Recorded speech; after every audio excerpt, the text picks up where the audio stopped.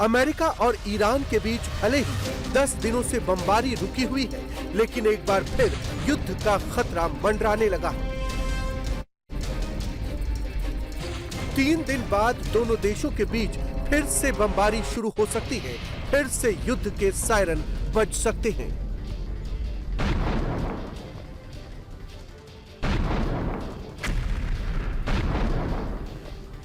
Tehran से लेकर तेल अवीव तक फिर से बारूदी बवंडर उठ सकता है। मिडिल ईस्ट के अमेरिकी ठिकानों पर मिसाइल की बारिश हो सकती है।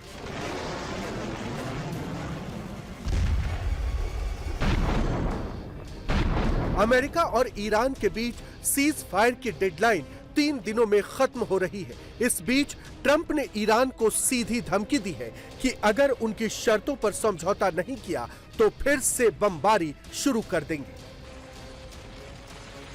पीस डील में अमेरिका और ईरान के बीच जो सबसे बड़ा मतभेद है वो न्यूक्लियर को लेकर है।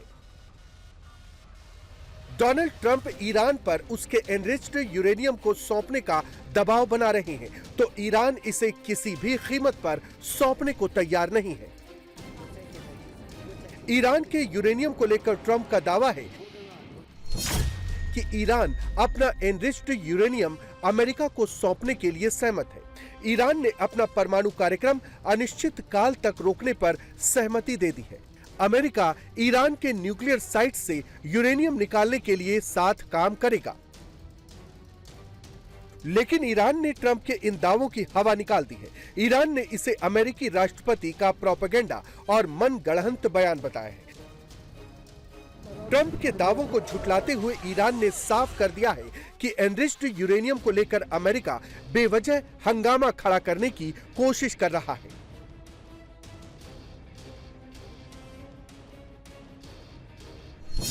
ईरान का दावा है कि एक gram enriched uranium International Atomic Energy Agency की निगरानी में तैयार किया गया है। न्यूक्लियर ठिकानों पर अमेरिकी बमबारी से पहले ये IAEA की 24 घंटे निगरानी में थे, लेकिन बमबारी के बाद अब वो अंडरग्राउंड टनल के नीचे है।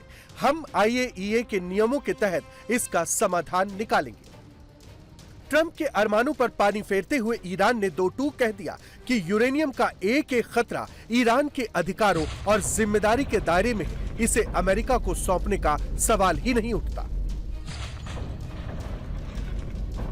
Tell you that no enriched material is going to be shipped to United States. This is non-starter, and I can assure you that while we are ready to address any concerns that we do have, we are not going to accept things that they are non-starters. इस बीच अमेरिकी राष्ट्रपति ने एक बार फिर Iran को धमकी दी है कि वो किसी भी हालत में ईरान से एनरिच्ड यूरेनियम हासिल करके रहेंगे। अगर बातचीत से समझौता नहीं हुआ तो ये काम और ज्यादा खतरनाक तरीके से किया जाएगा। The USA will get all nuclear dust. You know what the nuclear dust is?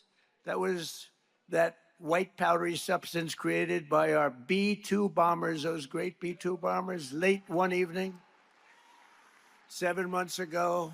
No money will exchange hands in any way, shape, or form.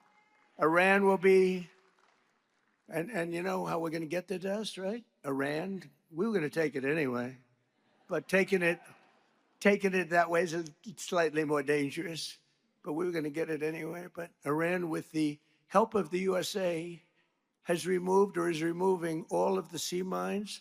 And most importantly, it never agreed, and you'll understand, they will never have a nuclear weapon. They will never have a nuclear weapon. हालांकि Trump ने ये नहीं बताया कि uranium को कब और कैसे हटाया जाएगा। ट्रंप ने इसके लिए कोई तय समय भी नहीं बताया है।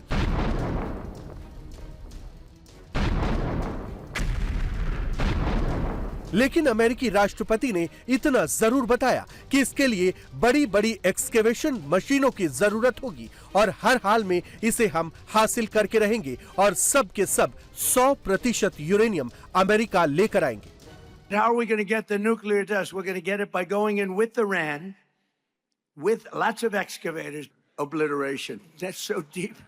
We need the biggest excavators you can imagine, but we're going to go in together with Iran. We're going to get it, and we're going to take it back home to the USA. Very simple. जिस uranium को लेकर इतना बवाल मचा है, जिस enriched uranium को हासिल करने के लिए अमेरिका और इजराइल ने पूरी ताकत लगा दी है, तेहरान समेत ईरान के शहरों को धुआं धुआं कर दिया है।